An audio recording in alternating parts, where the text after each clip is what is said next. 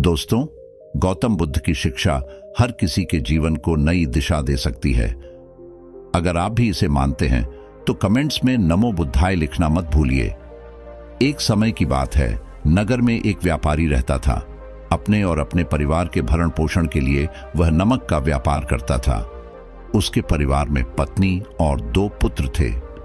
व्यापारी के दोनों पुत्रों का स्वभाव बिल्कुल अलग था।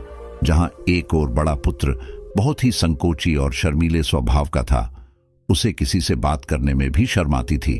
वही उसका छोटा पुत्र बहिर्मुखी स्वभाव वाला व्यक्ति था। वह किसी से भी अपनी बात कहने में कभी संकोच नहीं रखता था। लोग अक्सर बड़े पुत्र को भोला और बेवकूफ समझते थे। कई बार लोग उसके भोलेपन का फायदा भी उठा लेते थे और वह पलटकर कभी किसी को कुछ नहीं कहता था। व्यापारी अपने पुत्र के इस स्वभाव के कारण बहुत अधिक नाराज होता था।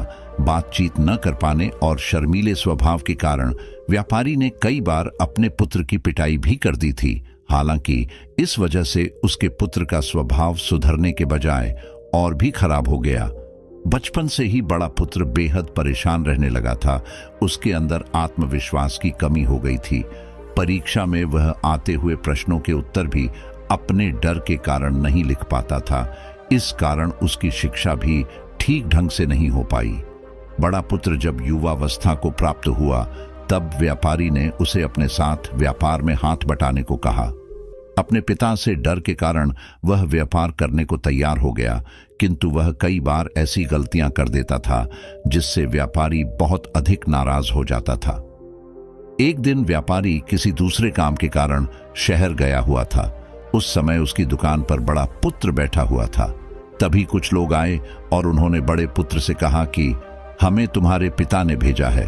उनका यह संदेश है कि इस समय दुकान में नमक की जितनी बोरियां रखी हुई है वह सब हमें दे दो। उन्होंने नमक की सभी बोरियों को शहर मंगवाया है। व्यापारी का पुत्र उनसे प्रश्न पूछने की हिम्मत जुटा ही रहा था कि वे दोनों आदमी दुकान के अंदर घुस गए और दुकान में जितनी भी नमक की बोरियां रखी थी सबको तांगे में रखा और लेकर चले गए। व्यापारी के पुत्र ने उन्हें रोकने का प्रयास किया, किंतु संकोच और शर्मीलेपन के कारण वह उन्हें कुछ कह नहीं पाया। उसने मन ही मन सोचा कि यदि मैं इन्हें नमक ले जाने से रोकूं तो पिताजी मुझ पर नाराज होंगे। कुछ समय बाद जब व्यापारी शहर से वापस आया तो खाली दुकान देखकर उसने अपने पुत्र से प्रश्न किया कि नमक की बोरियां कहां गई? यह दुकान इतना खाली खाली क्यों है?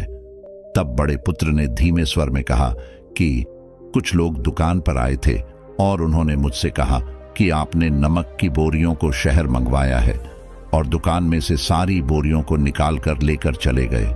व्यापारी ने अपना सिर पीट लिया।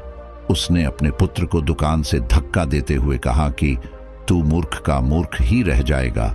वे लोग तुझे बेवकूफ बनाकर सारा सामान ले गए। तुमने मेरा बहुत भारी नुकसान करवा दिया। यहां से दूर भाग जाओ और घर वापस मत आना। यदि तुम वापस आए तो मैं तुम्हें पीट